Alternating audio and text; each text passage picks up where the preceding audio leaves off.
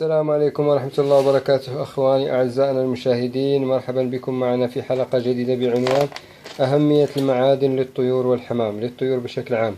كما تشاهدون إخواني، هذه المعادن يعني تباع في المحلات اللي تعتني بالطيور. هذه الشركة بلجيكية، التيك، عبارة عن حصى به مجموعة من المعادن، مثلا للطيور اللي في الأقفاص، في المحاكر، يعني بشكل عام، يعني ما تتربى بالشكل الطبيعي، يعني تعتمد على نفسها حتى تاخذ الحصى وتعوض الكالسيوم، نقص الكالسيوم والمعادن. فمن الضروري تقديم هذه المعادن، بشرط إخواني كما أنصح دائما لا تعطي المعادن أو الفيتامينات أثناء علاج الحمام المريض. لا تعطي معادن في فترة تعالج فيها حمام مريض، لأنه ما يستفيد من الدواء. فأنا أتكلم عن الوضع الطبيعي، إنك تقدم المعادن للطيور والحمام. الآن يا إخواني دعونا نعرف، والشركة هي هذه الكثير يعرفها، غنية عن التعريف، بلجيكية، واللي ما يعرفها يا إخواني هذه موجودة كما تشاهدون.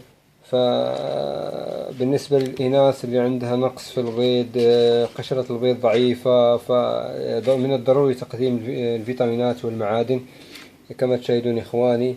المعادن هذه مهمة جدا. وبالنسبة للطيور اللي في الجمعي، أنا عندي هنا فراخ حمام زاجل. الآن دعونا نشاهد إخواني أهمية الحصى أو المعادن.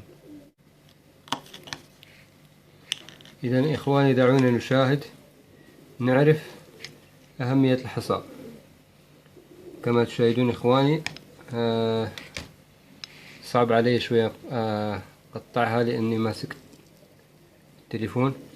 تشوفون هذا اللي بالأسود إخواني، تشوفونه؟ هذا اللي بالأسود كله حصى كما تشاهدون.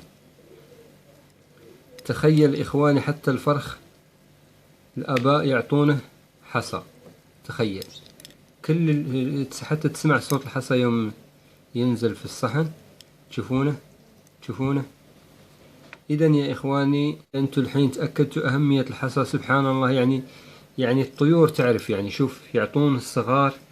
هذا الفراخ، هاي الفراخ اللي تشوفونها زاجل، الحمام اللاحم الأكل، يعني بعدهم ما طلعوا من الحضان. فلاحظ إخواني، يعتمد على الآباء. هذا كله حصى كما تشاهدون، بس هذا الحصى الطبيعي، الرمل. والثانية نفس الشيء إخواني كما تشاهدون، حتى الفرخ الثاني نفس الشيء كما تشاهدون. الحصى واصل معدة الفراخ كما تشاهدون إخواني، كلهم نفس الشيء. هذا الحصى كما تشاهدون.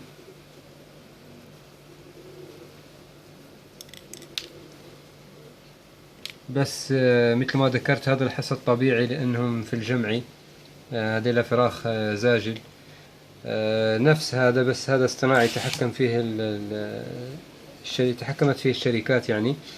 بس مفيد جدا وفيه مجموعة من المعادن. إذا يا إخواني، بعد ما لاحظتم أهمية الحصى، وسبحان الله مثل ما ذكرت الآباء يعرفون أن الفراخ يحتاجون حصى وأهميته، فيعطون الفراخ كما شاهدتم بالفيديو إخواني. حاولت أنقل لكم الصورة مباشرة حتى الجميع يتأكد ويعرف أهمية المعادن للطيور. إذن إخواني، من الضروري تقديم المعادن والفيتامينات للطيور والإناث بشكل خاص، لأن الإنتاج البيض يا إخواني يستهلك من الإناث كثير من الكالسيوم. فالأنثى لما يكون عندها نقص حاد في الكالسيوم تبدأ تسحب الكالسيوم من العظام، وبالتالي بعض الإناث حتى تصاب بالإعاقة أو ما تقدر تمشي أو تنزل الجناح. فهذه هي المشاكل إخواني. وهذه الشركة كما تشاهدون غنية عن التعريف، بلجيكية، والجميع يعرف هذا المنتج. واللي ما يعرفه المبتدئين إخواني، هذا المنتج موجود في محلات العناية بالطيور.